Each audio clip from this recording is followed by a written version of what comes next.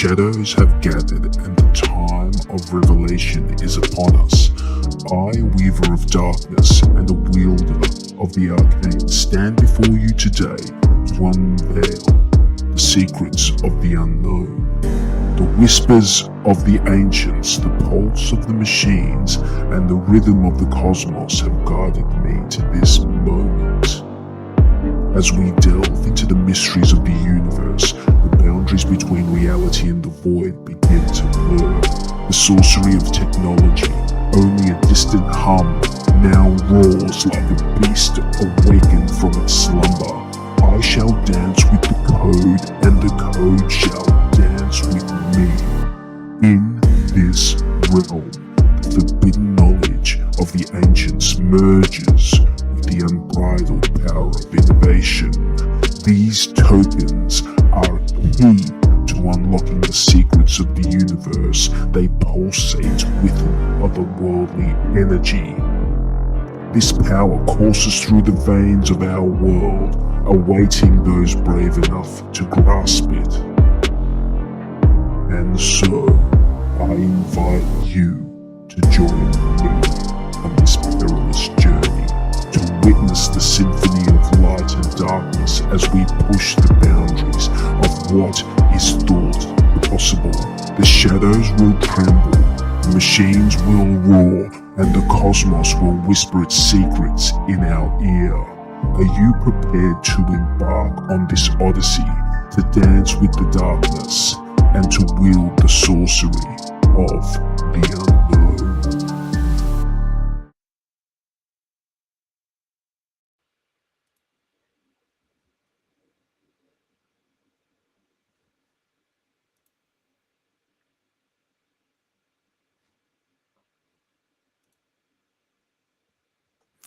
Good evening, T-Bird. Good evening, Mr. 43. How you doing, mate? Very well, thank you. Very well. What's happening, my man? What is happening? We've had a pretty intense few months, I would say, in this space. But the last week has been pretty intense because of all of the machinations that have been going on Pulse Chain. Yeah, well, it's just been a week that's been fueled with fucking a shit ton of emotion. Um, yeah, and it's just been an emotional roller coaster. Everything that's happened with PDI, there's a lot of heated debate and just around that alone. And because I'm on Twitter quite a bit, and there's a lot of Twitter spaces that are opening up, like forums of hexagons all over the place.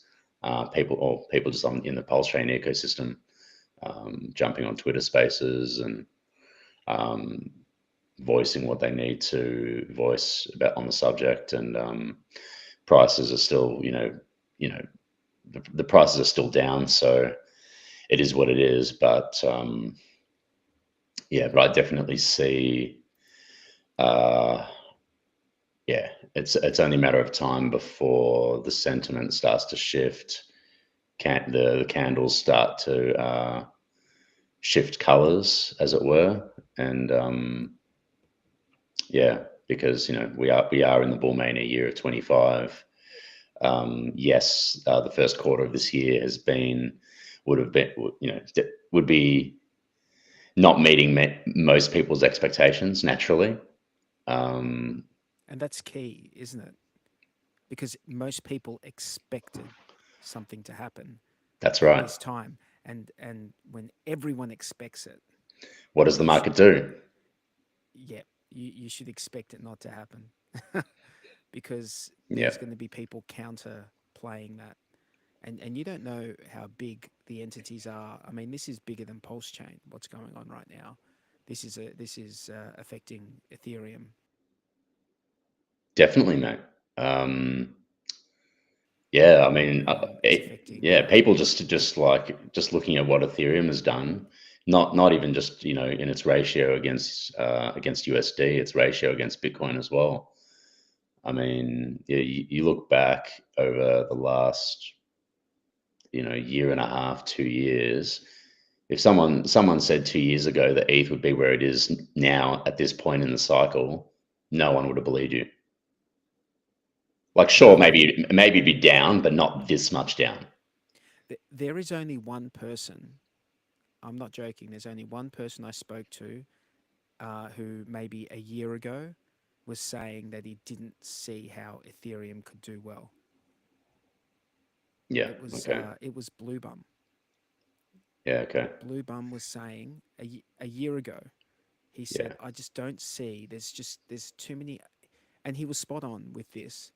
His reasoning was there's just too many other cheap chains to play on that are connected to it, like Ethereum.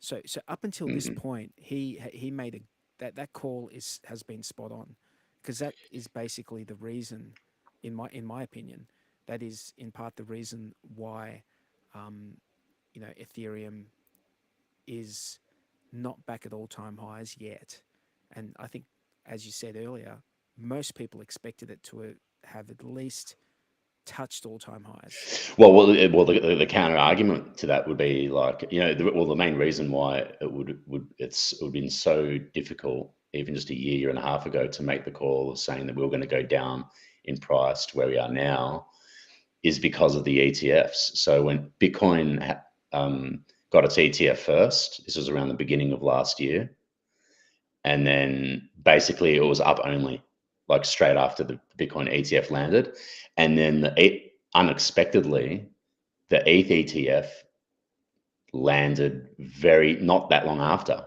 the Bitcoin ETF landed. And so the general expectation was, oh, okay, with Bitcoin naturally just going up, just doing up only with their ETF, surely ETH would do at least somewhat a similar sort of pattern, but it was actually the opposite. So ETH didn't follow the logic of getting that strong buy pressure um, on the news of getting the ETF, whereas Bitcoin did.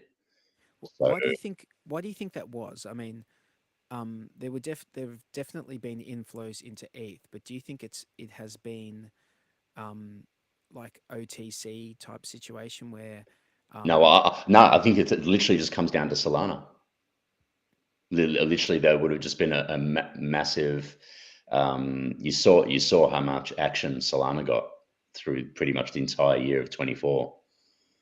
Um, yeah, it was Solana, massive. so Solana basically stole the mind share off ETH for the most part. I would say is the main reason for it. And you just look at the Sol ETH ratio chart, and it's pretty much all there.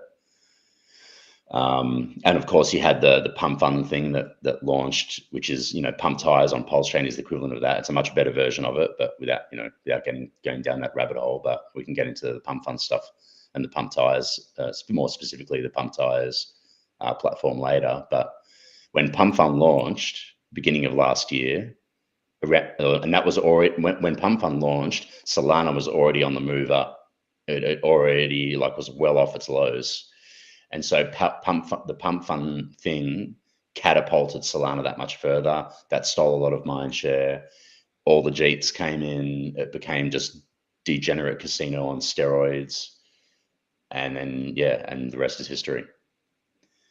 Um, It's been a wild 3 years, yeah, um, and it's definitely at this point we can still say that that it's rhyming, like the cycle's rhyming to this point, but yes and it, no.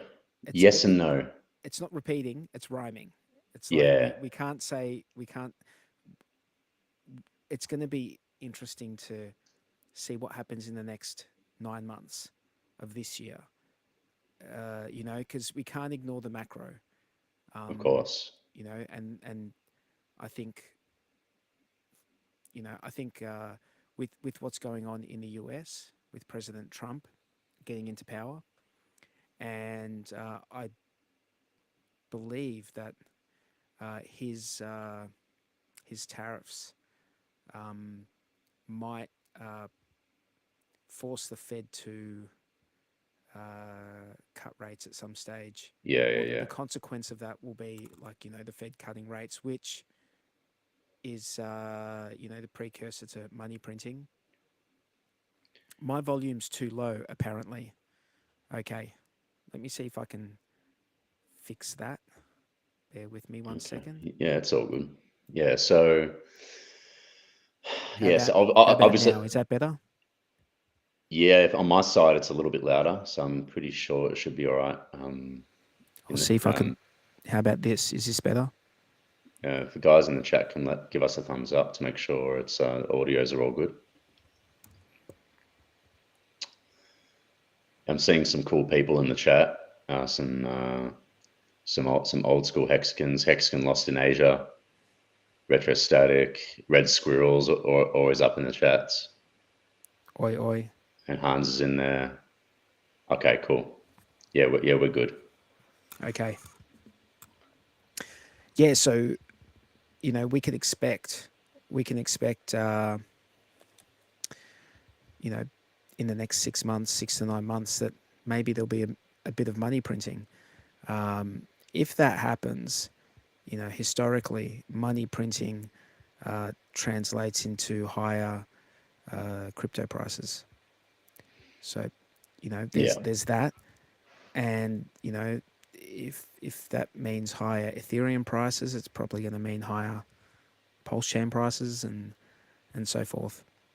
And the question is, I mean, if we want to have a quick look at, I might do, just bear with me one second. I might just do this and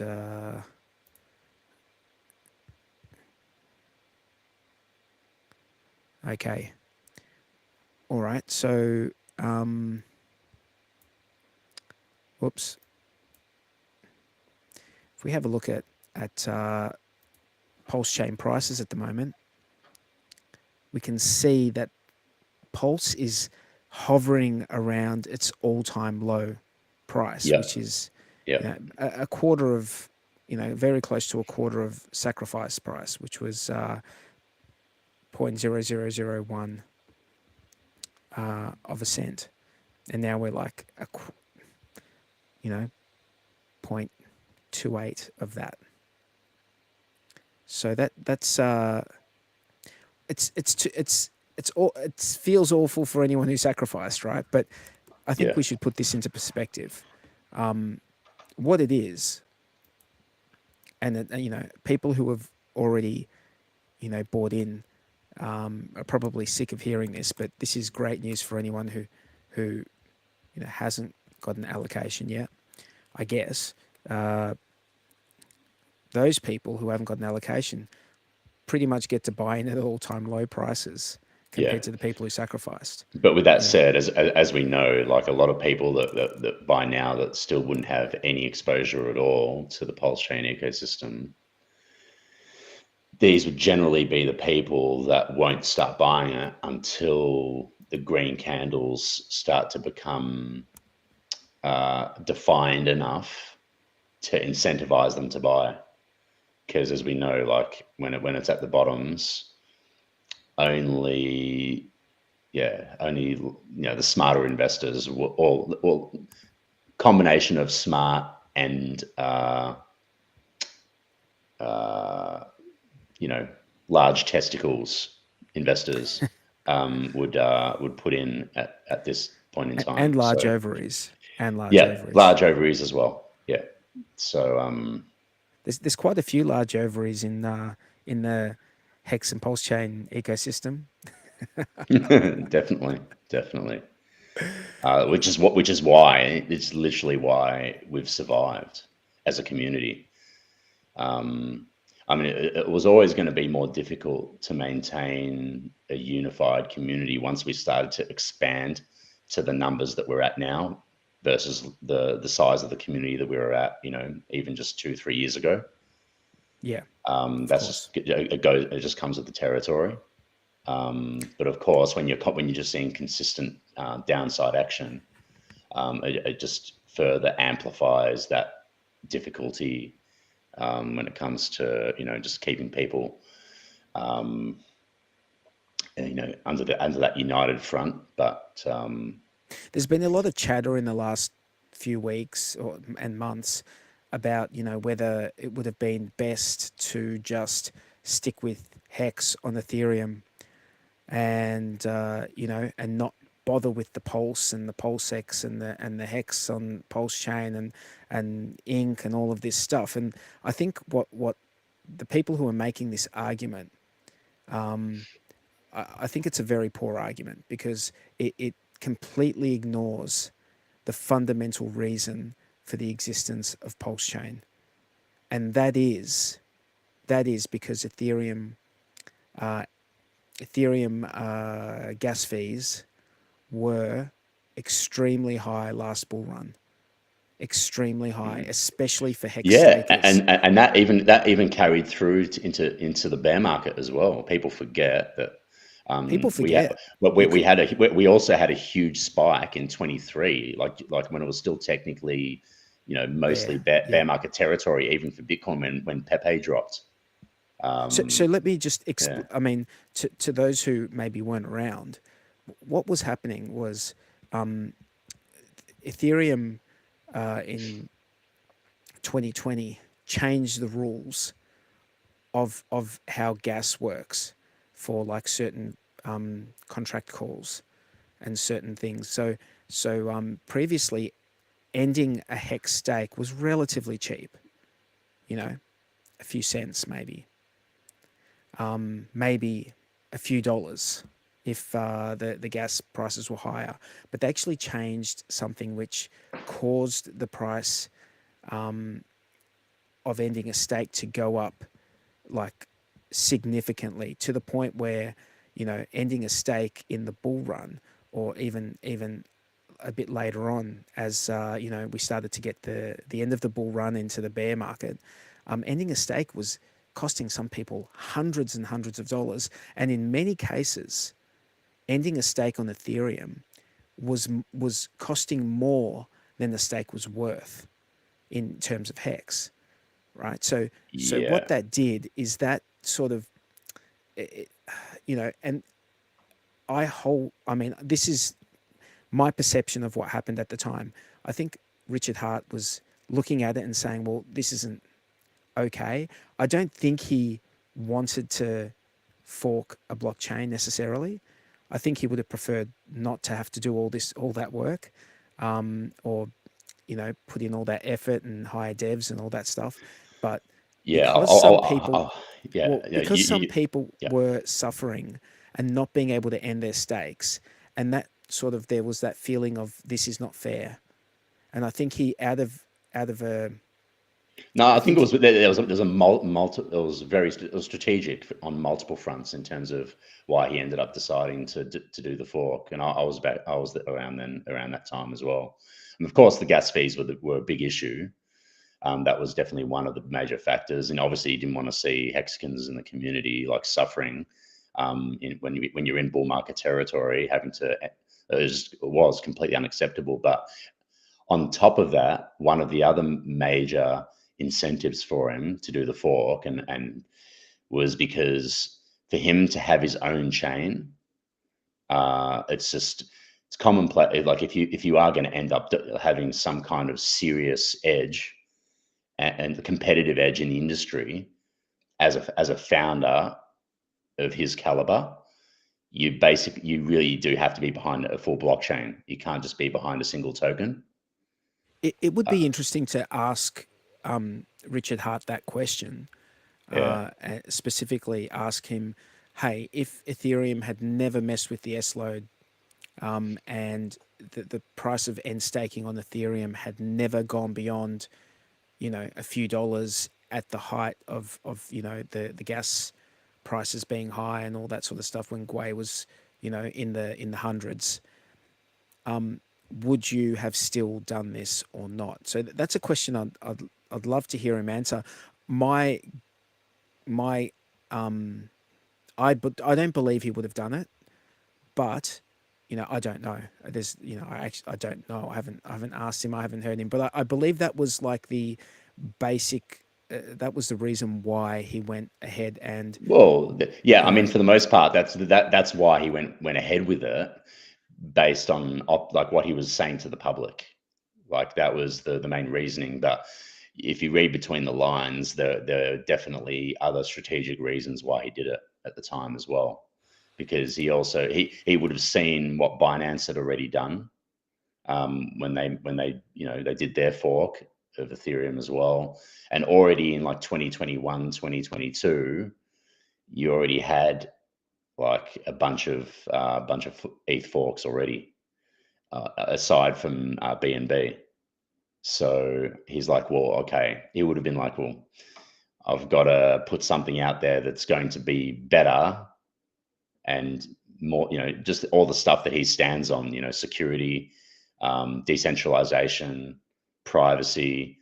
So having basically implementing all those features to make it better than so it has true competitive edge against all those other Ethereum forks, which is what he's done. Of course, it ended up getting relatively delayed, um, in terms of like our general expectations of how long it was going to take, from the time the sacrifices ended to when it actually launched. But we can what we was can also get into there. There is an interesting, and I touched on it on my own previous live stream on my own channel, about the what is numeral. your channel for the people listening? Can you just tell us what your channel is so that they can go subscribe? Yeah, so my YouTube channel is called. I only just started it recently. It's called the T Bird Podcast. And if you guys don't know as well, if you haven't seen me or heard of me on Twitter, I've got a solid presence on Twitter. My tag is at the real T Bird X, and the YouTube tag. Hold on a sec. I think it's just at T Bird T-Bird 369 is my tag. But you'll find it on my bio. If you go to my Twitter page, you'll find the YouTube channel link, to my channel on there. Cool. So That's cool. yeah, so yeah, I was explaining in my recent video. There's an interesting numerological strategy behind delaying the launch of Pulse Chain to 2023, which I found to be very interesting.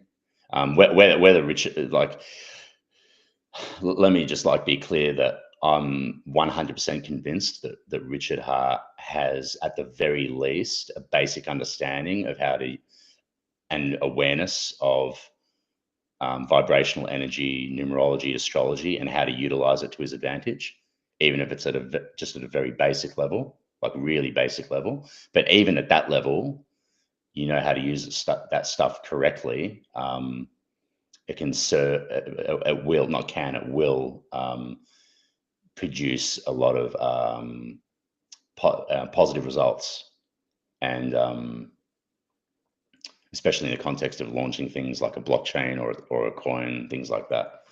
So Now I'm going to yeah, play the devil's advocate here.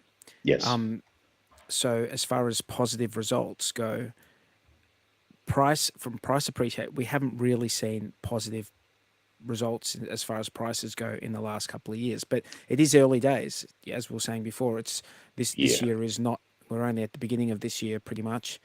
As far yeah, as the traditional 4 year cycle goes, we've got another 9 months, and it is yet to be seen whether yeah. this But cycle is going to follow there's that 4 year yes, yeah. trajectory or not. And We don't speaking know. to that, and exactly, so to that point of potentially the cycles sort of being a little bit off and not like exactly rhyming with how it's always been in previous cycles, that could actually work, in Richard Hart and our community's favor in the context of numerology astrology.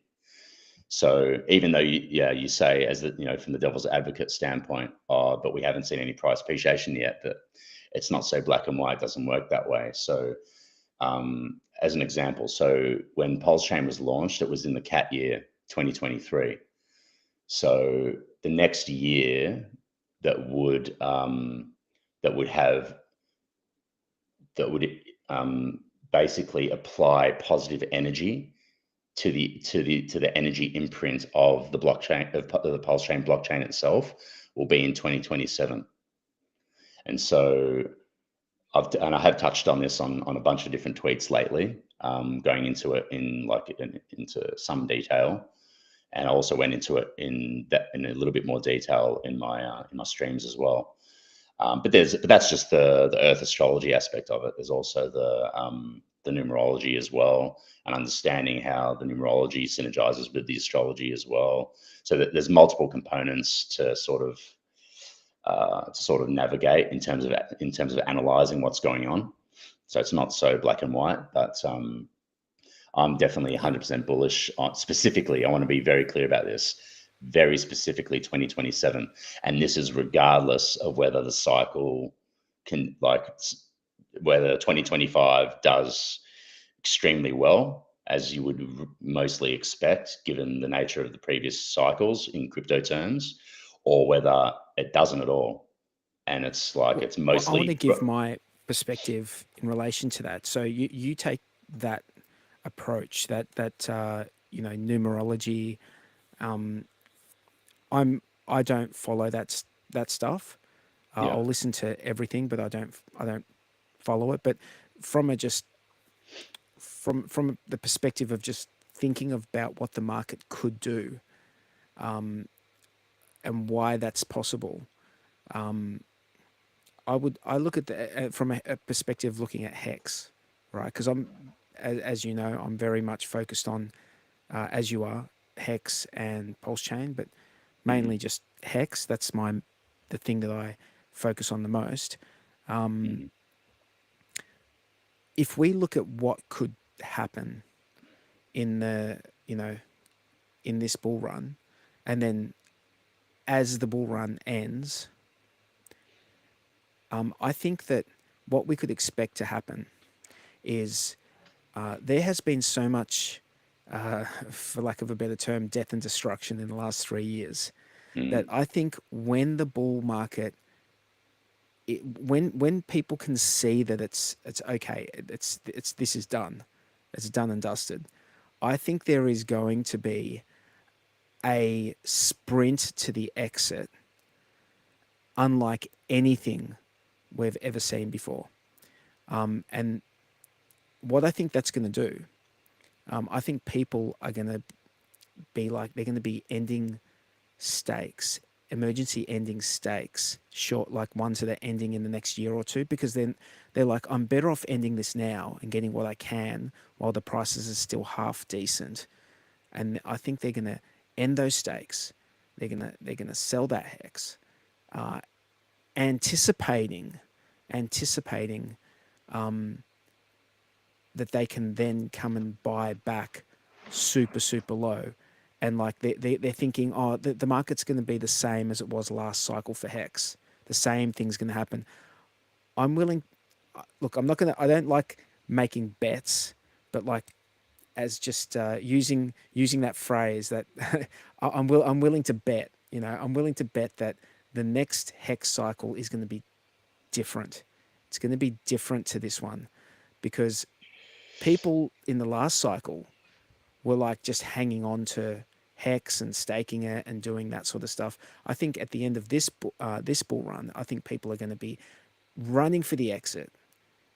And what I think that's going to do is that it's going to only leave people who really, really, really, really are convicted and really, really believe. Those people aren't going to sell that hex anyway. They weren't going to sell it Well, anyway. I'll play devil's advocate and say that by this point, like if you're still around and still like fully supporting Pulse Chain and Hex, you're pretty solidly convicted. Like, sure, there'll still be might be a couple of the couple of whales out there that will be just dumping a few small tranches here and there, regardless of how low we are now, but overall, I mean, we just saw the massive capitulation from Funding Gym over the PDI debacle, to the tune of like 1.2 million,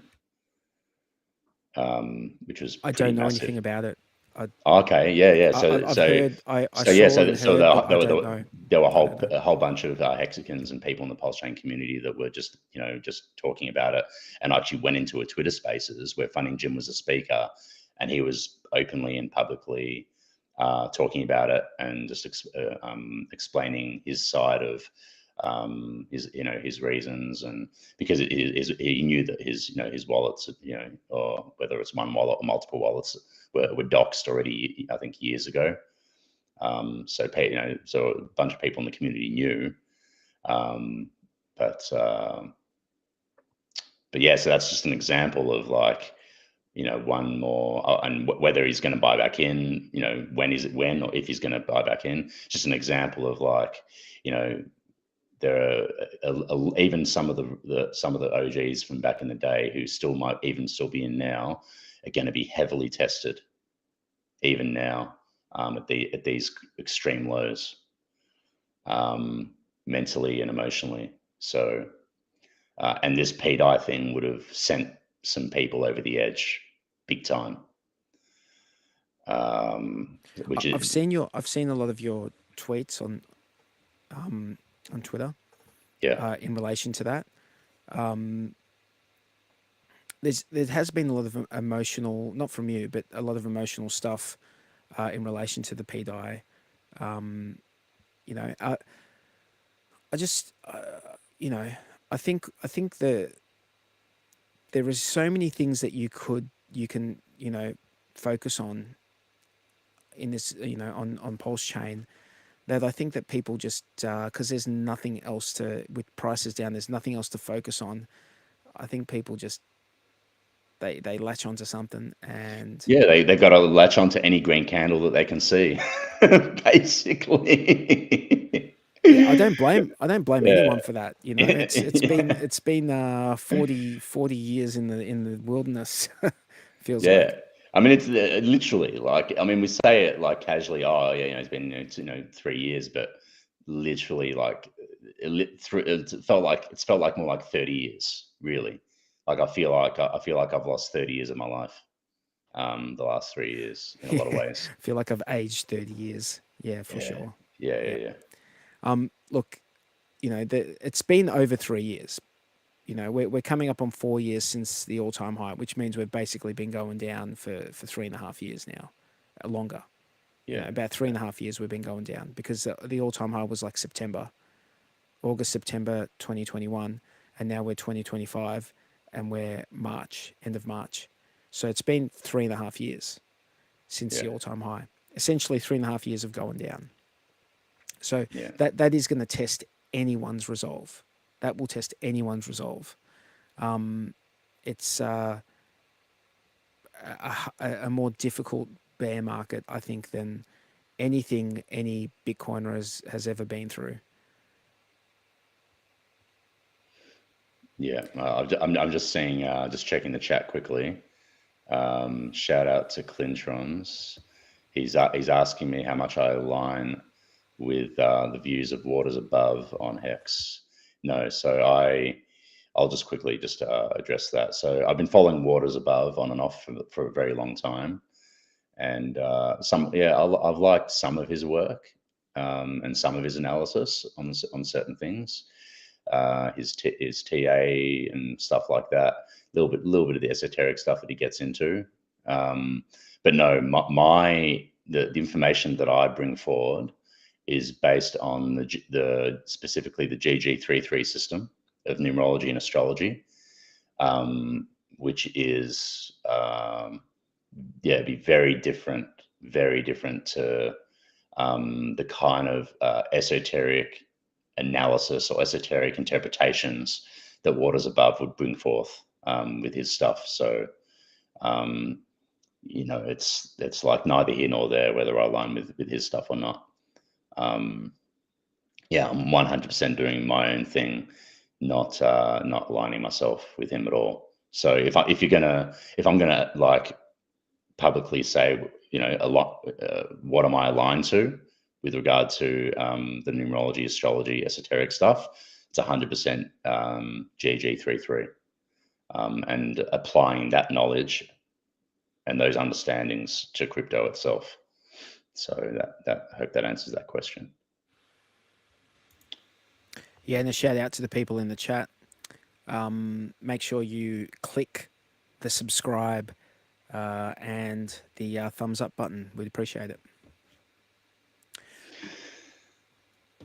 Yeah, so I think I mean, much as just, yeah, even if you're just talking about like the blood moon that we just that just happened on I think it was the 14th or the 13th or 14th. So there was always going to be a bit of a ritualization in March. In that context alone, there was some carnage expected across the market, which is what we've seen, and we're now getting pretty close to seeing March come to a close. And I think I saw that overall for the month, I think Bitcoin is actually up for the month. So we Is still it don't know now? it. So Okay. I mean, maybe you can bring that up or go check it. But I'm pretty sure checking today that Bitcoin is definitely green on the month, even though there's still a bit of time left. So it still might close red, of course. But if Bitcoin does close green for the month still, it'll probably be a little bit of a bullish signal. And from my vantage point, my opinion is this is based on observational analysis, my own observational analysis that I've seen play out when it comes to like the quarters from a financial standpoint, quarter one, quarter two, quarter three, quarter four. What I've sort of personally noticed is you start to get sort of corrections and red candles towards the end of the quarter, and then especially if an end of a quarter coalesces with full moon cycles and full moon, like lunar cycles and blood moons, stuff like that. And then when you come into the start of a new quarter, being April, that's when, especially if it aligns with a new moon. So once the full moon cycle is over, it transitions into the new moon, and then the new moon begins. The new financial quarter begins, being beginning of April, which is quarter two. And also, we're about to enter in the context of the actual natural calendar, because technically the beginning of April, or at least for the Northern Hemisphere, beginning of April is the actual beginning of the year. So April is a time of beginnings. So I think that's what we need. I think that's what Ethereum needs is a beginning. But like, yeah, so I don't have the chart, but I've seen this chart where, I believe the first 3 months of the year following the Bitcoin halving has always been like green, 3 months of green. So this will be the first time ever that we've just, I think crypto markets have had like, I think, on whole red, because that's what we're looking at right now, unless we have a crazy last week of March, which is also possible. There's yeah, been many occasions where on a Friday, the guys are on the DeFi Down Under happy hour. The guys are talking about how awful things are, and then by Saturday, Sunday, Monday, everything's completely turned around. So a week can be a long time in crypto, that's for sure. yeah. Well, first of all, specifically the 29th is when the new moon begins. So the actual new moon actually starts right before the beginning of April. So that the timing of that, the coalescence of that timing is really nice. I've got a question for you. So if I came to you and said, well, because these are like some people out there in the market that are saying this, Bitcoin has already cycle topped in January at 108K or whatever it was. So speaking to that, do you think that it's possible that Bitcoin has already topped and we're already in the new bear market. Well, prior to Christmas, I had said that I thought that we were going to hit close just under 100K before Christmas. That was like maybe in November, like 2 or 3 weeks prior. And I think that maybe if I want to be, completely honest, 6 months ago, 6 to 8 months ago, 6 to 9 months ago, I'd said that I thought maybe it was possible that, Bitcoin didn't do much better than that this cycle. So is it possible? It is definitely possible. Anything's possible because you just don't know what's going to happen. War, war could break out. And look, if war breaks out, I don't think people are, I mean, I don't know what could happen, but Mm. I doubt that crypto would be at the top of people's priorities in that sort of context. But I don't think so, man. I think there's too many people who would be left, feeling completely unfulfilled and dissatisfied with, you know, a narrative that said, "Oh, the cycle's over." Like basically, all Well, in the, as we know, though, you can't exclusively invest based on narratives. Um, it's ultimately about buying low and selling high. So, Yep, absolutely, um, absolutely. I think one of the a big difference between like the previous cycle and this one is that all the institutional investment into Bitcoin means that what means, in my mind, what has pumped Bitcoin up is not the same, like the same people who have pumped it in the past. Like in the past, the people pumping the Bitcoin price have maybe then sold out of that, sold some of those profits into Ethereum. I don't know if that's the way these you know institutions are going to play it. I don't know if that's the way they're going to play it. But I also don't think, and please play devil's advocate. I don't think the institutions are going to sit by while the prices go up. Um, you know, uh, go up to 200,000. Like I don't know if we're going to get that high. I wouldn't be surprised if we well, jump out. how high? Like, let's assume, for argument's sake, that we're going to get like a proper bull run for the rest of 25 with Bitcoin. How high do you think it could go or would go? Um, I think if it hit, somewhere between 150 and 200 would be, that's a pretty big range, but um, I think that would satisfy a lot of people. It would also, I just don't think that these legacy institutions would wait. I Well, don't I think think they're going to I be think I think gamblers. I think for the most part they're in. Like, They're in, but they're in it for Black, profit. Sailor has just been aping the tops with leverage constantly. Black, B Rock is in. Um, just choose the institutional player that try to find an institutional player that isn't in yet. Well, Um, there's a lot of smaller institutional players that probably haven't gotten in. I don't think, for so- example, I don't think, like, for example, the Australian superannuation sector have really gone in heavy into crypto yet. They will eventually, but that's a lot of money. That's a lot of money sitting there. A lot of people don't know about the Australian superannuation funds, and the way our system works here. It's actually just money it's money for investment that's there, and our governments here like are forever trying to like plunder it in one way, shape, or form. But it's it's money that they're always looking for, somewhere to invest. And I think these ETFs give them a pathway, because they're Yeah, definitely not going to be holding their own keys. That's for sure. yeah. I mean, What are your thoughts, man? Where do you think it's going?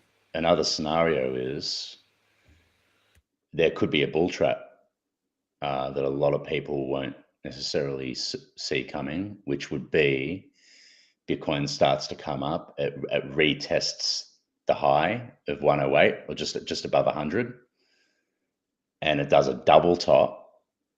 But when we actually retest the high of 108k, or even maybe a fraction, and it'll probably poke just above it, sort of similar to sort of like last cycle, where it topped in April in 21, came back down, came back up.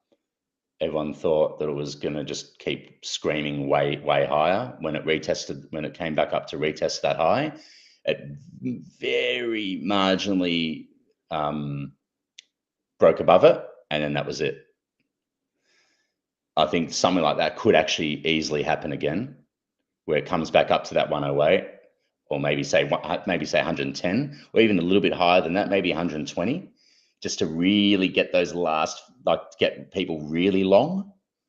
Yeah, if you have it just retest the high, you probably don't want you want to get you won't get the most leverage out of it in terms of like people that will want to get as many people long up at those levels as possible.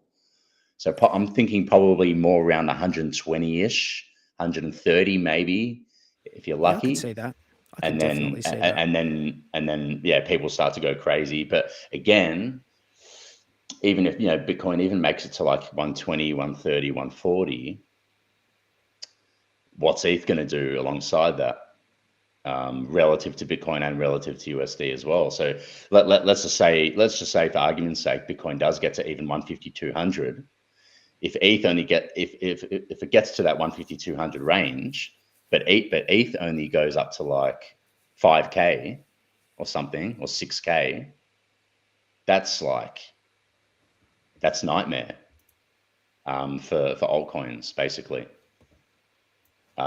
Given like how where we're at in terms of price ranges now. So yeah, I think Well, it's more from the all it's time low, from the all time low in the last cycle, Bitcoin was like around the 3K mark at its all time at its I shouldn't say all time low, at its cycle low, and then it did 23x up to 69 k, and then it came back down again, down to 15. So I don't think it's going to do another 23 from the all time low, but it doesn't need to do 23x. It seems like every cycle it's doing less X's from the cycle low. yeah, So the question is, what is there some sort of pattern there in the diminishing returns, I don't that know. it's had in the past? But But there but but might what be. but There one might. good sorry one sorry to interrupt. One good thing is that we pretty much all know that Trump has, from a macro side of things, has gone in really heavy on these ETH lows as well. So there's definitely broad scale interest in seeing Ethereum recover and potentially make new highs. Oh, absolutely. So I yeah, mean, I think everyone. It would be hard to see. It would be hard, very, very difficult for everyone to see uh, the cycle, the bull run be over, and Ethereum not hit all-time highs and push through to at least double all-time high. Like, it would be very difficult to see, Ethereum not hit close to 10k or beyond. yeah, but But I'm how probably better yeah. placed to talk about what I think Hex could do than I am Bitcoin, because I think there's just so much there's so much like going on with Ethereum and Bitcoin that I'm probably not as aware of. And I'm not for a second saying I'm aware of everything that's going on with Hex and Pulse Chain, but probably have my ear in relation to those than I do with Bitcoin. Even though I do have a keen interest in what's happening there, but I think that with hair, I mean, look, where we are right now, I remember this price in 2020. I remember these prices, like where but on Ethereum, not on Pulse Chain. I remember the point 0.6 of a cent in 2020. I remember those Yeah. prices. Yeah. Well, So you're talking about the ETH BTC ratio no, I'm just talking about the point 0.6 of a cent for Hex off a on hex. Ethereum back in 2020. I remember those Yeah. Yeah. sort Yeah. of prices. And then, it's just remember zero point 0.6 of a cent in 2020, and a year later, it was at 56 cents. Yeah. So I think, you know, Yeah, but 100x. but of course the paradigm is greatly shifted now. So you can't really talk about like just hex on its own because we have two now, one on Pulse Chain, one on Ethereum, and there's been also a distribution dilution across all the other Richard Hart tickers as well. So you can't really necessarily talk about the price of hex on Ethereum in the same way that you could last cycle because the paradigm is completely different. Well, I'm So talking about Hex on Pulse Chain. Actually, I'm saying like Hex on Ethereum went from zero point 0.6 of a cent up to 56 cents in the course of a year, and I don't and technically Hex on Pulse Chain, this is its first cycle.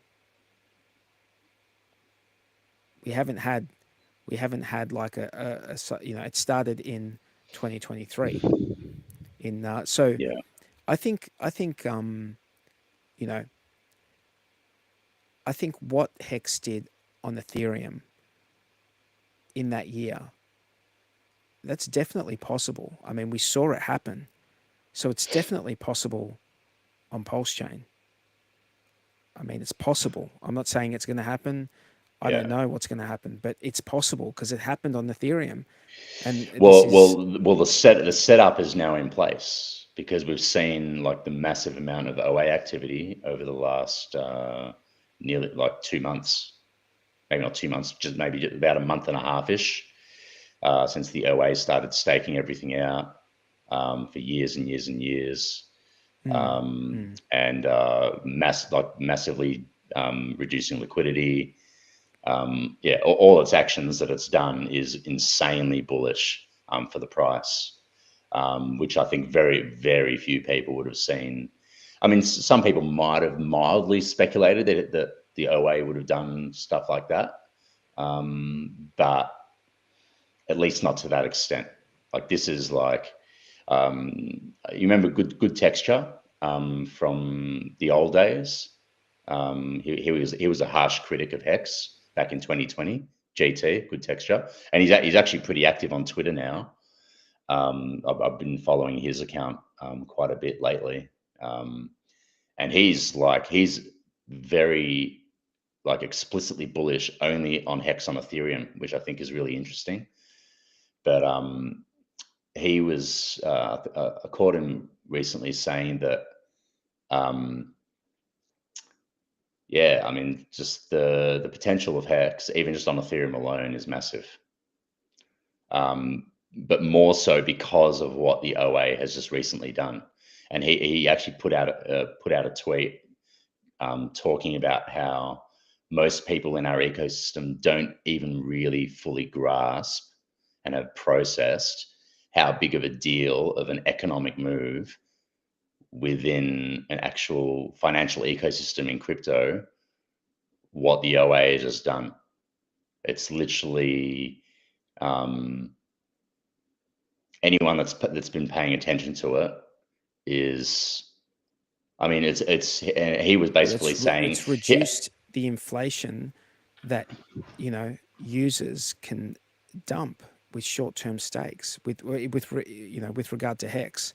yeah, The but OA staking is now eating up, 75% of what people were getting is now going to the OA, and the OA doesn't sell. yeah, Doesn't sell 50, yeah, hex. We well, should we 50%, should clarify that OA does not sell 50%, hex. 50% of the penalties goes to No, no, OA, no, and no, no. That's not what I'm talking about. I'm not talking about 50% of the penalties. okay, yeah, I'm talking about the daily payout that was going to all stakers, right, right, right? People are getting 25% of what they were getting before the OA staked. okay, So they were gotcha, getting like 8 hex per yeah, yeah, T share, right? Now they're getting just under 2 per T yeah, share. yeah, yeah, yeah, So yeah, the all that inflation that was going into the hands of short-term stakers who were then like living off things and dumping it, constantly, they can't do that anymore. They have to yeah, stake 4 times as much to get the same amount of yield on a monthly or basis or much longer, or longer, right? yeah, Or if they were really relying on it, they have to sell some of their principal. yeah, So it's changed the dynamic of what was going on yeah, it's in huge, relation to the yield that was yeah, being paid out. and I actually I agree with GT when he said that it's an even bigger it's an even bigger event in Hex history than what happened on Big Payday, which is a massive statement coming from, especially coming from him. Well, what happened on Big Payday, I think, hit a lot of people for six. I mean, a lot of people were automatically upset that they felt like something was getting taken away from them when that happened, because they were expecting to get much more in that one day of just being staked over the Big Payday. They were expecting to get a lot more, but the OA, as some of you may not know, the OA came in at the last minute and staked all of its hex just for like a couple of days over Big Payday, so that took away that Big Payday yield. It took it away from the hands of people who Mm, would have probably just dumped it the second those stakes came out. yeah. And that's essentially what's going on now. The question is, will these stakes see the 15 years? That's a question. That's something, that we can, Even more. A lot of them have a good chunk of them, a huge, actually, a really large percentage has actually been staked out for that long or close to that long. But then, and you've also got the laddered stakes as well, um, which were long as well. But will yeah, they see will they see the 15-year, like will they, well, that's the thing. that's The beautiful aspect of it is that if it doesn't, then the people that are still staking, that still will still have stakes, they will get the rewards if those stakes get ended early. yeah, So exactly. as well, so there's They'll that get half the that rewards, yeah. yeah, Half of the and it's penalties. yeah, and those penalties are big because these stakes are massive. So yeah, so that's interesting. Yeah, because they're 15-year, most of them are 15-year stakes. Yeah, If they're ended any time in the first quarter of that 15 years, that's yeah, a yeah. lot of penalties. It could be a mechanism by which the OA chooses to reward the stakers down the line. A redistribution, Yep, per se. yep, And what it would also do is reduce what the OA has under its control, which has always been like a bit of a, I think, an annoyance to a lot of people who come into the ecosystem not really having a like a background or understanding of the way Richard Hart has operated or functioned. They've always pushed back against it, which is fair enough. Like I don't for a second hold that against anyone coming into the ecosystem and saying, well, why has the OA got all this power? What we have to understand is that the system was designed like the system was designed like this. it was designed like this on purpose. So, you know, if anyone wants to play in the Hex ecosystem, you just got to understand this is a part of it. And the thing is that the OA, I think is just something to that will. I think the OA will um, have less and less authority over time. You know, over the long term. You know, I don't agree with that because well, tell me I'll why not? Yeah, well, I'll give you my perspective why I think that, and then you can tell me why you sure, disagree. sure. Okay, so if, for example, these 15-year stakes are ended early, that would reward the stakers who are still in the system, who haven't early end staked or exited. So if that was done in the next 5 years, that would see a huge chunk of that staked hex go to stakers who were staked out for over the course of the next 15 years. And it would see half of the rewards go, half of the penalties, I should say, go back to the OA. What that would do is reduce the OA's overall holdings down from 90% down to possibly somewhere between 50 and 75%. Mm. If that was to happen if that was to happen in the following cycle, in the following 4 year cycle, assuming it is a 4 year cycle, that would set up everyone's expectations. You know, I use that word. I'm going to use that word very carefully. You know, that would set up a lot of people's expectations for what the OA might do in future. So they might begin to think, well, maybe it is worth staking because if the OA does this thing again, I might be, rewarded for my staking, and it would, if it was to do that again, cycle after cycle, it would reduce what the OA is holding, and it would be very similar to what Satoshi's bags have done. So Satoshi still has like it's believed 5% of all, maybe up to 1 million Bitcoin, but they've never moved and they've never been sold. Yeah, Actually, I don't know if they've never moved. Maybe they have moved, but I believe they've never been sold. Right. So yeah, if the OA was to continue doing that, it would inject more over the long term. It would inject more belief in the system from the perspective that the OA is reducing its control. You know, because right now we can agree that the OA's ability to reduce people's yield down from 8 hex per T share down to 2 hex per T share is not, that's not fantastic for someone who wants to come in and stake and earn yield. It's like that, someone who comes in and sees yeah. that or hears that. But ultimately, no one's going to buy into yield narratives like they did in the past. So Well, people, we don't know. Well, but I think we're ultimately, making an assumption. If we think that, we're most, making an assumption because I well, actually think in let me expand on my argument. So yeah, what tell me. I'm saying. So I think this cycle has been predominantly, so it's been a big shift in terms of what's captured um, investors, whether it's retail or otherwise, um, capture the psychology and the emotionality of investors coming in. Last cycle, it was the first DeFi. It was DeFi 1.0. It was like Uniswap launched. Everything that came along with Uniswap. Hex was like the first certificate of deposit. It was first trustless state, trustless yield and all that. So the yield narratives were very gripping on retail and all investors of all kinds coming in during that cycle. This cycle, the focus has been much more on speculation and price, and so there's been a lot of the market has gone in a lot of ways, from a lot of vantage points, has gotten a lot smarter, especially at least market participants that got in last cycle have gotten a lot smarter in this cycle on different levels.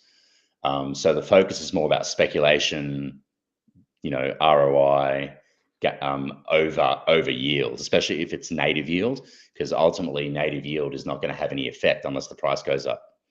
So yeah, Well, so native yield has an effect even if the price doesn't go up. it does, It but it's like it's it's if the price stays the same. if the price stays the same, even if it's okay, let's assume it's not going down. Like if it is going down, Yeah, it's not going to do much. If it's go, and we've learned that now, like going through the full cycle. But even if it's just it's going sideways at a certain range where you're getting enough, like it does sort of offset it. But yeah, but now that the OA has like cut it down,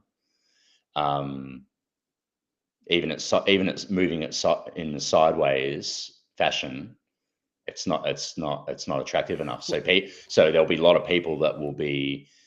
Um, it's not attractive enough now. But like what you were saying this but yourself, yeah, but there basically isn't. what I'm saying is I'm not worried about that aspect of it at all. Yeah, that's fair enough. But like I have said on multiple occasions, I think the certificate of deposit narrative is dead. With regard to Hex, I think Yeah, Hex resembles much more. I think it is a self-managed like retirement slash pension fund. I think that is it's much more closely aligned to that. I don't think it is the certificate of deposit. I don't think that works. yeah.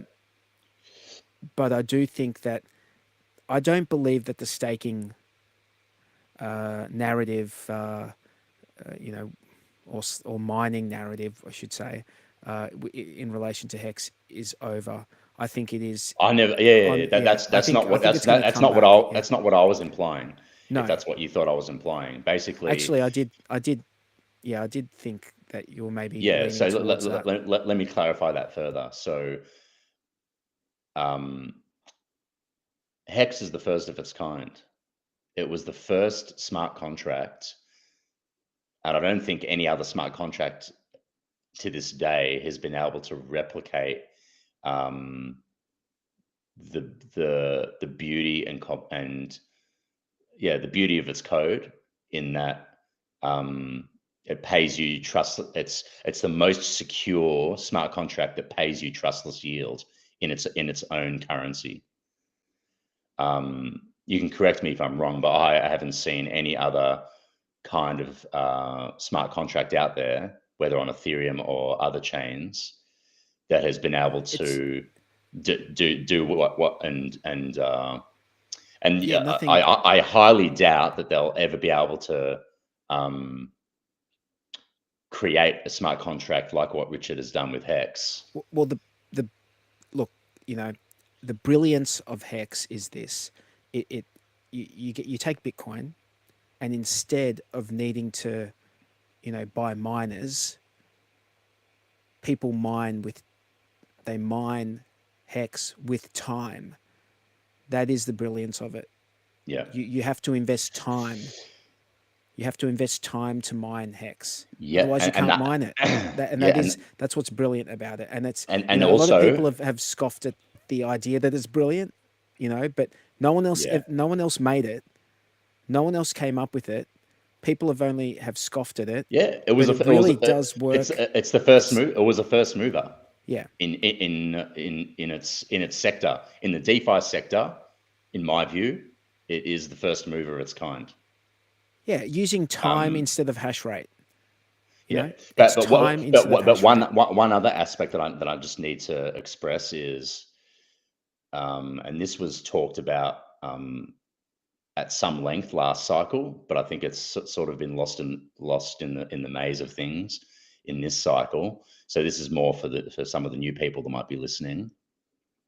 Is the hard lock mechanism with regards to staking slash mining with Hex is, it forces you to it forces you into that mindset and that psychology of being a diamond hand holder, because because, and of course, the longer you stake it out and mine it, the more that you know that, okay, this thing can't be touched for at the very least a solid percentage of time, but without nuking it and destroying yourself.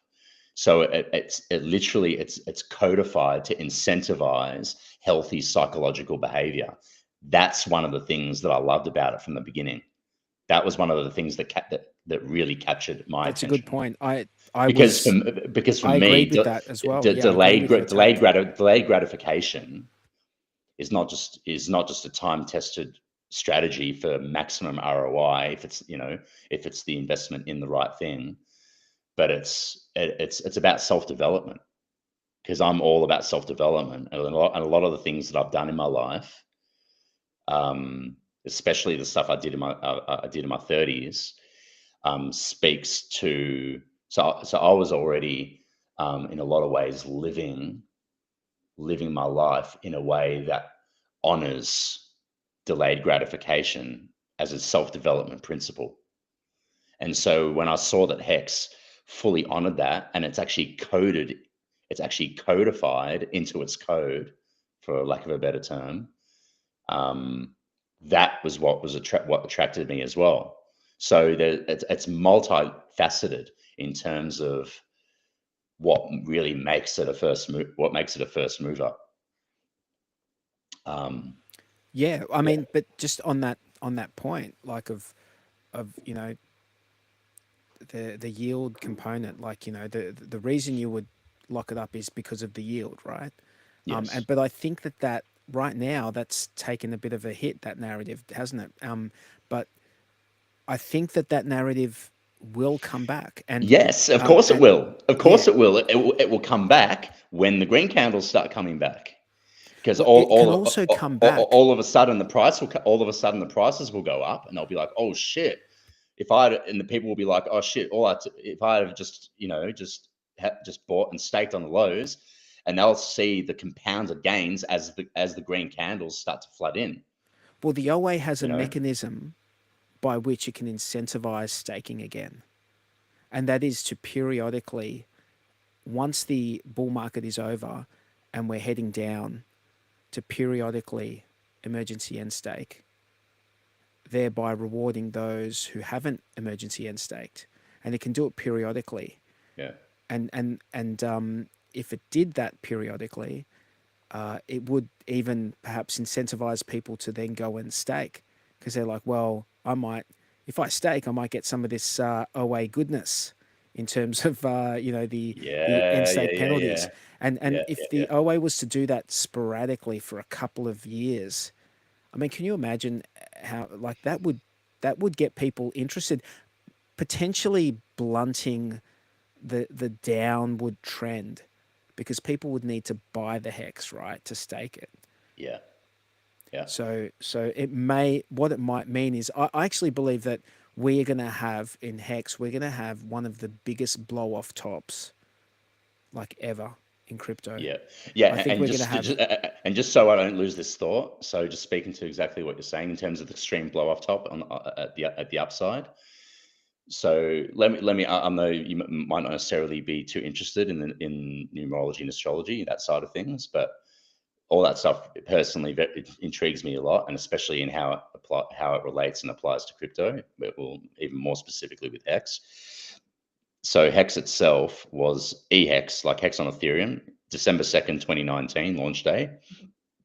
So it was launched on an 8 universal day, and 8 is the number of money and power. But 8 is also, like, one of the key aspects of 8 energy is extremes to the up and extremes to the down. There's never anything in between, especially in the context of money. So I find it very interesting that it happened to launch on an 8 universal day, and we've seen for years the level of extreme volatility both to the upside and to the downside. Interesting, right? So that's not a coincidence to me. Like, um, it can be quite common in crypto, but yeah, that's interesting, man. That's Yeah, interesting. Um, yeah, so I think that I expect that this for Hex at least, I expect there to be like an almighty blow off top. I really think it's going to be like the FOMO is going to be real, and I think it's going to blow off real hard. And then once it comes off that blow off top, I think we're going to see a sprint for the exit unlike anything we've ever seen before. Right? I think there's going to be emergency end stakes. There's going to be every which way that people can get out. They're going to try and get out at that point because they're going to have fresh in their mind what happened after the last all-time high in Hex. They're going to have that fresh in their mind. They're like, I'm not going to be here for another 3 years. I'm not going to do this again, right? yeah, And I think a lot of people are going to be thinking that. But this is where the OA, after all that stuff has played out, like after, you know, maybe it will be 6 months, a year, and everyone who wanted to get out gets out, that's when the OA will have this ability in as far as from what I think, I think the OA will have the ability then to entice people to come back in and stake by doing these EESs. Um, is it going to happen? I don't know. No one knows because how can you tell what the OA is going to do? Very hard to predict. But that could be a play for the OA to get people interested in staking again. And then if people yeah. need to then go and buy the hex, um, you know, this was Oh, sort of I've got a question for you. Um, yes, do you think we'll ever get major centralized exchange listings for Hex and Pulse chain tickers? not in the short term. I don't think.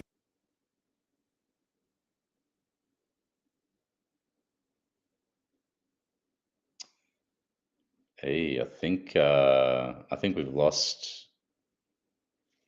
We've got 43 that's just tapped out.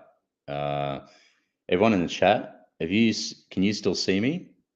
Uh, Type anything into the comments, into the chat, just to let me know that my audio is still good. Um, are you there? 43. I think I lost you. Um, you jumped out. I can see you there, but don't have your audio. Can't hear anything.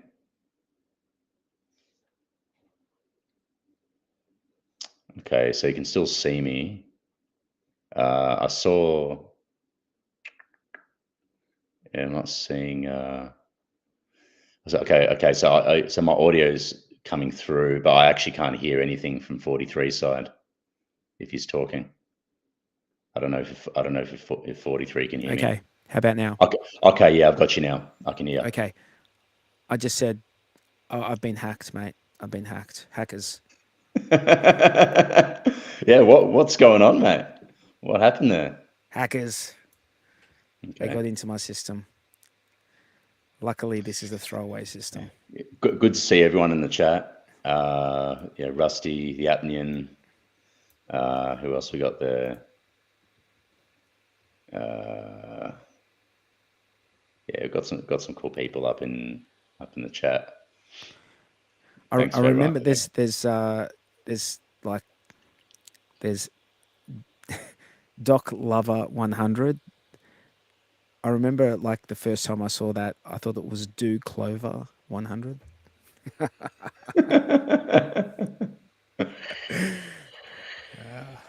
Yeah, yeah, I think there's going to be a blow off top. One of the predictions from the last cycle was that Hex was going to be like this hedge against the bear market. I don't, that was obviously not the case. But when the bear market comes, the bear market comes. It's going to come, but are we going to go down 99 point whatever 9 whatever we went down this time? Uh, I don't think we're going to replicate that downside Yeah. again in the And next. yeah, and also it's so good. It is so good that the liquidity has thinned so much. So when it comes to whales or even sharks wanting to exit out here at these lows, they have to cop it hard in slippage. Even if they're market dumping, in small clips, even in smaller clips, they're going to get hit hard in slippage, which is like going to mostly disincentivize them to just like just to ape on the sell button. So you really need to see that the thin liquidity. The thin liquidity is not just good in the context of being able to make it easier to pump. So when the green candles kick in, but it also makes it more difficult for whales and sharks to exit for that reason as well. So, like I said before, we've got the optimum setup now. Since as with everything that's happened over the last 2 months, for everything to start to and the SEC thing is like it's resolved. Like even though we've got this silly little 30-day extension crap, which basically doesn't mean anything. And with some of the updates that I've seen on that over the last couple of days, it's just the SEC is clutching at straws. They've got no leg to stand on, even with this stupid extension. So so the SEC, it's huge to have that SEC win, and I think it's pretty much. I mean, you saw the pump that happened, like when that news broke, and then it's just been, obviously, a bit of a sell the news. So the news came out, you know, initial pump, and now we're just seeing the correction off that. So, which you would sort of expect to see with a sort of a buy the rumor, sell the news type of an event. And now Until we get the money printing, mate. I Until we think get the money we're printing. starting to round off nicely now.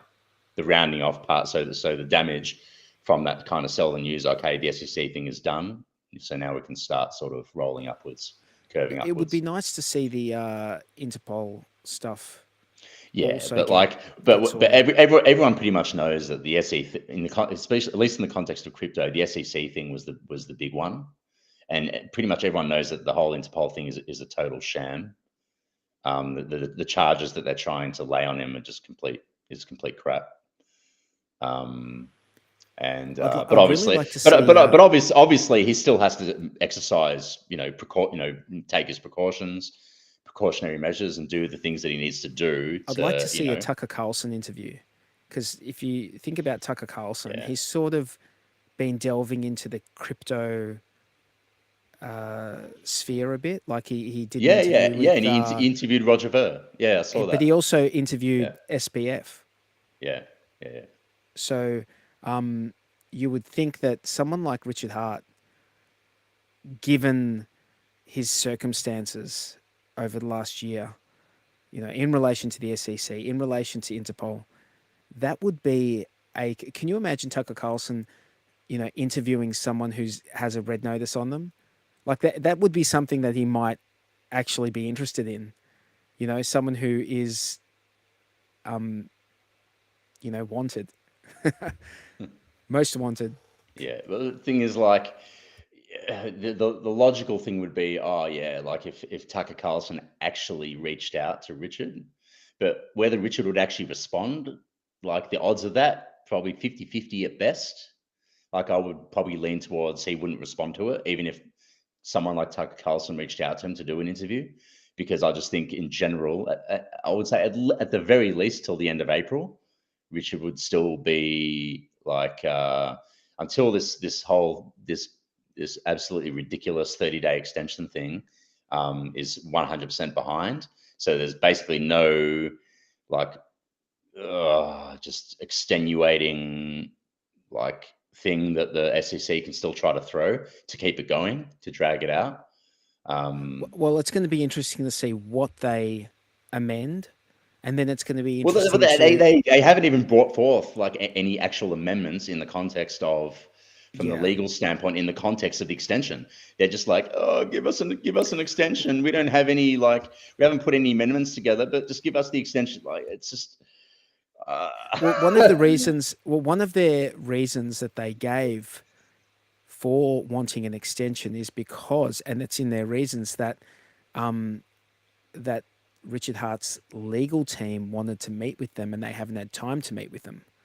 That was one of the yeah, reasons they actually used. So just another narrative. Like, it's yeah, yeah, just, perhaps. yeah. But I'm interested to see what they include, and then I'm interested to hear what the judge's response is to those amendments, because she was very thorough in her dismissal. She did. Oh She went yeah, above like, and beyond and really yeah, yeah, laid like out. you couldn't have gotten a bigger victory than what Richard got, Yeah, she was literally. like, "This, there is no jurisdiction, but even if there was, there is no case here."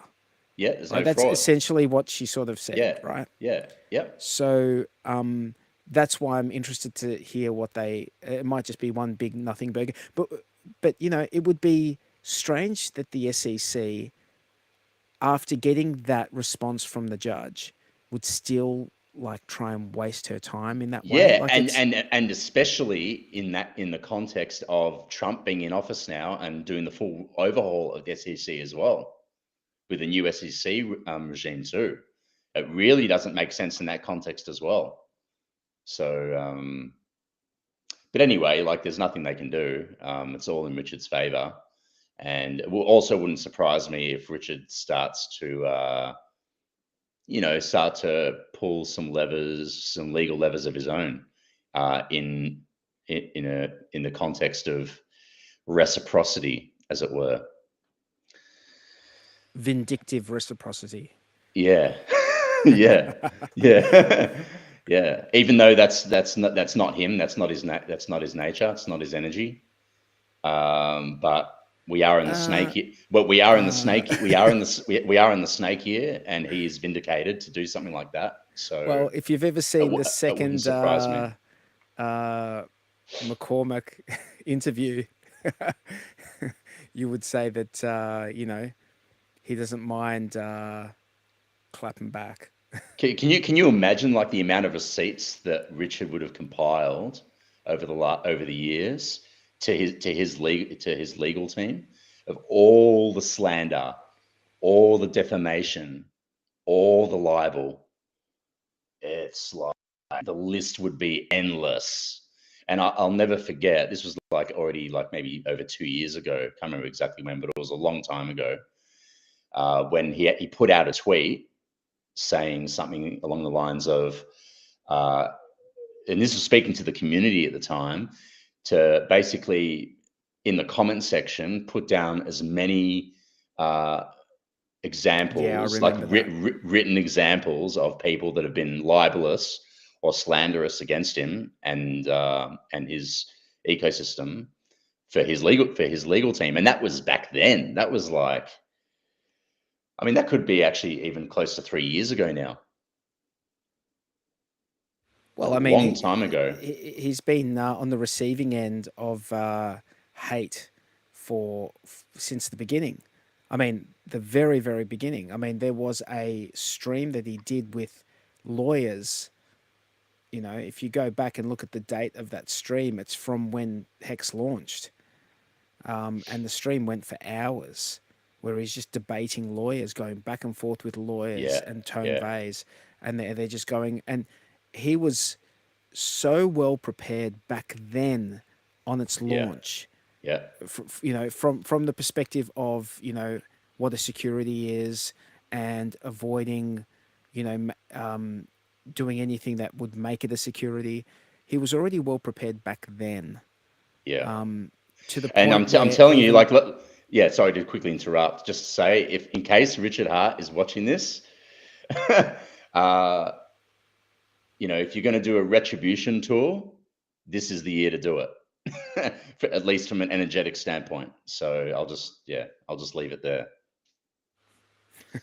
Well, what was funny in that stream is that at the end, when they're there, one of the lawyers actually says, "Look, I don't agree with what you've done, but if you have done it in the way that you're describing, I wish you the best of luck." Like, so that even the lawyer was like lining his arguments with caveats, at the end of sitting there like spitting venom for like 4 hours. So, um, look, the proof's in the pudding. We'll see how this all pans out. But what I think I just want to touch on the Interpol stuff. So from what I understand, the charges, the Interpol, what's listed on the Interpol charges is aggravated tax fraud and um, No, some. yeah, or tax fraud and aggravated assault, I think. No, aggravated tax fraud and assault. Oh, okay. So it's actually weird wording. Like, what's aggravated tax fraud? Like, what's Yeah. I aggravated tax fraud? It's yeah, it's weird. It's I weird, mean, right? So they're not going to get him on the tax thing because no, but it's interesting. there's so much grey with regard to crypto. It's just not going to let, especially now with the massive overhaul with Trump in office and everything. Well, I Um, think it's, but not only that. I think it's because we're talking about Finland. Apparently, that came like from what I've heard from some of the yeah, people that came out of Finland. There was a yeah. It's detective, Finland. and not It's much Finland. info has been. They haven't given much info, but that whole thing came out of Finland. Yeah, But what's interesting is Finland's in the EU, right? So yeah, Finland's in the EU, and it has double tax avoidance treaties with many countries, many countries. So why is that relevant? Well, it could be, and I'm speculating here. I have no inside knowledge at all. I'm just speculating of why this might be a nothing burger. Finland might just see this as, a chance or being opportunistic way of, trying to get some money out of Richard Hart. Right? That's governments can be like that, And who knows if they got like a message from an SEC lawyer or something, to tell them, hey, why don't you try this out? But ta- double tax avoidance treaties are very common between countries. So Finland might be going after him for something, but he might have legitimate structures in place in other countries which Finland would have to abide by. They'd have to abide by the rules of that country if the entity is in that country. So it really just depends what's in these tax avoidance, yeah, double tax avoidance treaties. If this is in fact what's going on, and it could be because, as I said, Finland's in the EU. It's got a lot of double tax avoidance treaties throughout the world with other countries, and they can be used to avoid getting. You can use them to your benefit if you know what you're doing yeah, and you've got good yeah. lawyers. But knowing Richard, like he would have had all that strategies planned out to you know to basically just route around all that stuff very easily. He's no fool, and Yeah. the and on top of that, like the really just dodgy, sinister aspect of it is they're trying to get him for assault, which anyone who knows him knows that like that's not going to stick. Um, so yeah, it's yeah, to me, Interpol is nothing burger. The SEC thing was the bigger thing. Um, how the Interpol, how the the outcome of the Interpol thing, how that's going to play out, it's hard to say, and whether that, how much will that contribute to Richard remaining in the shadows for the most part, also hard to say. But in my opinion, I think once we get to sort of late April, in about a month from now, uh, Richard might just suddenly just appear out of nowhere, and then just that's when everything would start to go, oh shit. Uh-oh. It's like, because Yep. you look at like the vast majority of people have written off the possibility of him coming back and showing himself because he's been Yep. away for so long. And I think the community has gotten used to him being away Yeah. now. I think we've gotten used to it, and it might be the move for him to stay away. Like, and if he wants to communicate anything, just do a video and upload it, but not necessarily live stream. Um, you know, I don't know what the upside is for live streaming. For him personally, I'm saying, like, I don't know what the upside is Well, because I think the upside is like just general morale. Like when it comes to a founder, like any crypto community likes to, yes, yeah, generally just likes, but you can achieve that without a live likes to, stream. yeah. But like even if it's just like even just the very occasional like live stream Yeah, well, I mean, or what he video did for upload, he did he did an upload at Christmas, a yeah, 1 hour upload. yeah, Even like something something like like that, that is I think more than enough. Like I think that yeah, it doesn't need to be a live stream. I mean, yeah. like it doesn't need to be. Yeah, and And also you could argue it's in his interest also in the context of price to stay low key until like green candles start to come back. So he's actually got even that much more incentive to start getting back on that circuit. Because once you start to see weekly green candles, it's like okay, you can start to brag. You can start to actually just a little bit do a bit more bragging. Yeah, the lows are in. Look how much they tried to fud us, and all the the talking points that you would expect to shove it into the haters' faces, sort of thing. So yeah, so he would be waiting a bit for that as well. I would suspect. So hey, I just checked the clock, and it's 11:11. That's pretty cool.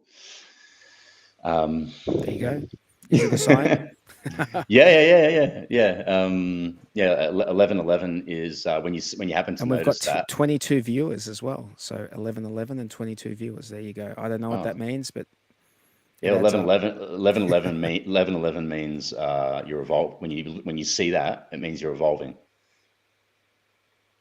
It's basically the matrix speaking at you, saying that you're evolving. But yeah, all different numbers have different messages, so different meanings. So yeah, it's all master number energy as well. 11 and 22 are both master numbers. So I don't know if you've seen, but in the chat, Doc Love is in there. Did you see that? Yeah, that's why I mentioned it. Okay, yeah. So yeah, he's got a couple of good comments in there, I think. Which one? Yeah, there's one where he says, "I've been in the ecosystem from the start, and I'm not a dolphin, but it's getting very tricky to keep the faith, man. I completely understand that. It's like, mate, I might not look it or seem it, but I'm pretty exhausted, man. Like, yeah, I've gone through the ringer over the last few years. We all have, mate. Yeah, It's has been yeah, very tiring, you know. yeah, yeah. And just keeping up those same energy levels, especially in the context of positivity and bullishness and all that stuff, when it's just you're constantly being, getting hit with downside action. So, and just not even just downside action in our own stuff, but just crypto overall as well. And then obviously everything that happened last year, with Solana and just Jeet Central, it's just every Tom, Dick, and Harry is a total degenerate now. But I get it. Like it's a casino. It's the It's also it's exhausting from the perspective that we had the whole U.S. election cycle and all the positivity that came out of that, and then like almost like an adrenaline dump, and then now we're in the aftermath of that, and we've just had like red for a while, and I think that's also exhausting. That after yeah. all that positivity Yeah, and but the thing is, like that positivity is still continuing. Like we're still getting like oh yeah, one like news piece after another, is constantly, you think would be constantly magnifying and intensifying that bullish sentiment, that you would think would start to incentivize more and more investors to come in and more retail to come in. Um, but I think also that a lot of people still, like, for whatever reason, might still be sitting in stables and still sort of maybe they think that it can all, either they think it's just being really generally bearish and it can go lower. They're just waiting for lower lows, before they actually jump in. But I don't really put too much weight to that. Like, how low do you want it to go? Well, are you sitting on the sidelines in stables, waiting for ETH to go to 1,000 before you start to load in? Like, I don't know. Do you think that's a possibility? Of course, it's is a possibility, but so Ash I says mean, T-Bird is always in my timeline beating the drums for Hex. good to see Ash. I know you, man. I recognize you from the old days. You've been around a long time. Yeah, appreciate your support in the community along the way. Always in the chats, that's for sure. All the community chats, streaming chats. So, but man, like I reckon we can. It's up to you if you want to keep going a little bit longer. I think We we've can. done well, man. We don't need to extend it out beyond where we feel it's pretty late where I am. It's probably similar to where you are. Yeah, yeah. But yeah, it's been good, man. Yeah, we've got to do it again sometime. Man, I like chatting with you. It's always interesting, and especially one thing before we finish up, this Johnny Chaos go off Twitter for a little while. Yeah, he's back. He's back, Yeah. and then we saw Funding Jim. So there's like, what's like? It's like something's going on with you know OGs. Like Yeah, something is well, yeah, shaking. well, a It's lot. Well, just everything, like a lot of factors combined. People are really getting tested. Are Yeah. really getting No, tested. I mean, So, by the way, I think Johnny Chaos is as solid as they come as far as a hexagon. oh I yeah, don't yeah, think yeah. anything's shaken Johnny out. No, no, yeah, He's and I think he just took a couple of days because I think if you get a bit of negativity on Twitter, I think it can be. well, I personally, I'm sort of aware of a certain reason why. It's an energetic thing, but if I went into it, like I might go over some people's heads, um, but yeah, like, but even putting that aside, like it can be very, and he's got a pretty sizable following on Twitter. He's got about 35K on there, so on his account. So, and he's got a very prominent mouthpiece. So What do you he's think of this question by Doc Lover? Are OGs losing faith? I think there'll be there'll be a small percentage. I don't know how small, but definitely a small percentage of OGs who are still around, that like genuinely in for the long haul. But a lot of them, I think a lot of the OGs would have either have dramatically reduced positions by now, or because they would have just either migrated elsewhere or just whatever. As a function of the US dollar price, or as a function of how much hex they have? As a function of how much hex they have, the hex positions. Well, I think this is just their overall positions in the whole RH ecosystem, whether it's hex, pulse hex, whatever, like in that whole hex even as well. I think a lot of their positions will be majorly exhausted, or at least somewhat exhausted. And I think even just 6 to 12 months ago, I think some of the OGs that might have been bragging or soft bragging about their positions, by you get to sort of the stages now, probably not as much as you might think. But then there'll always be like the really big whales out there. Um, but at the end of the day, um, it's but mostly irrelevant whether they're losing faith or not, because the OGs from last site, the whole paradigm is completely different now. We've got a full ecosystem, a full like actual blockchain. The amount of participants that are in our ecosystem is much larger compared to what it was last cycle. You got multiple tickers. There's multiple sectors within the ecosystem itself, so it's completely different. So whether they're around or not, to me, is like it is what it is. Um, So Doc Lover has asked another question. Do we Hex still have the pull to attract new users? I'll quickly answer, and then I'll throw it to yeah, you, T Bird. I think I think any crypto can have the pull to attract new users. You just need a few green candles, and yep, then you'll start yep, getting new 100% users. second that. There is no better form of marketing than green candles. Yeah. Um, So my short answer is yes. Uh, the real question is, when can we expect something like that to yeah, happen? and let me just speak just quickly, say this too, in the context of that question. We consistently, even to this point, even with all um, the the challenges that we've had to endure over the last few years, we've still got like a really solid quantity of live streamers, content creators, whether it's on Twitter, YouTube, TikTok, IG.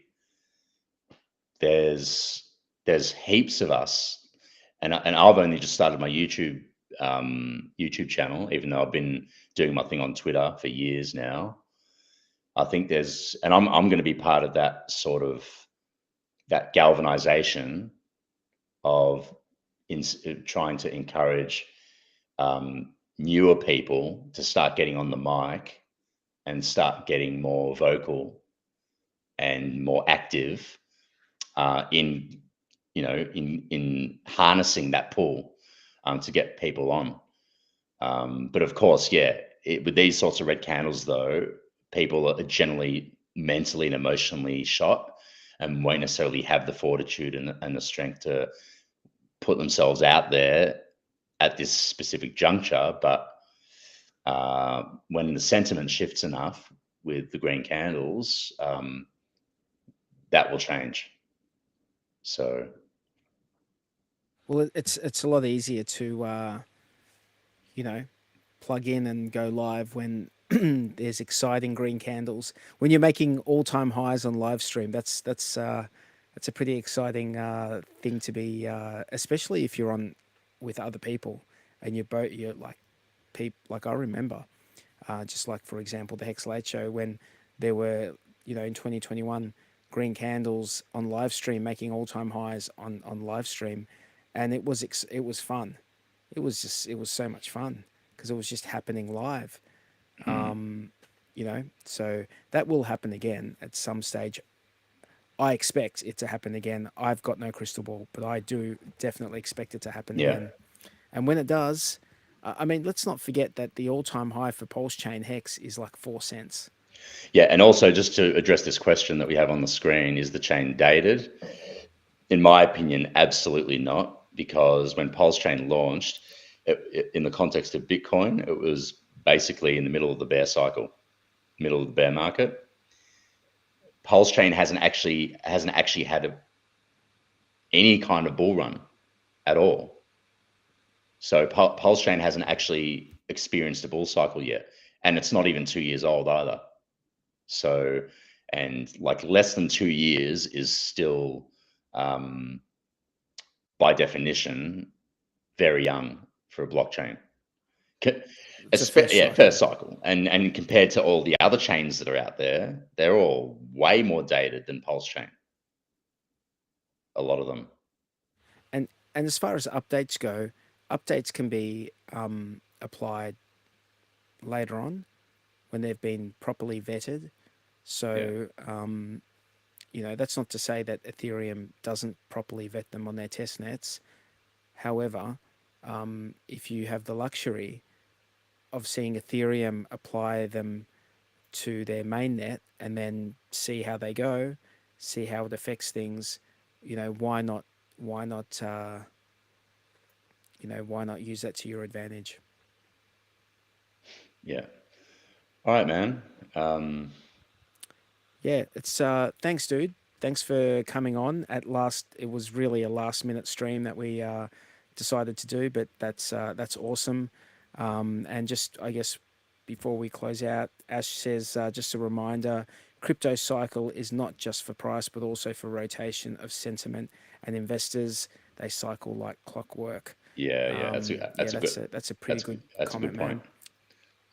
A good comment for us to end on. And yeah, T Bird, once again, thanks. Thanks to everyone in the chat. We really appreciate you guys coming along and commenting and asking your questions. Please make sure you like and subscribe before you go. And T Bird, can you just show your channel, your new uh, YouTube podcast channel that you've just created? Yep. So again, my new YouTube channel is called the T Bird Podcast. It is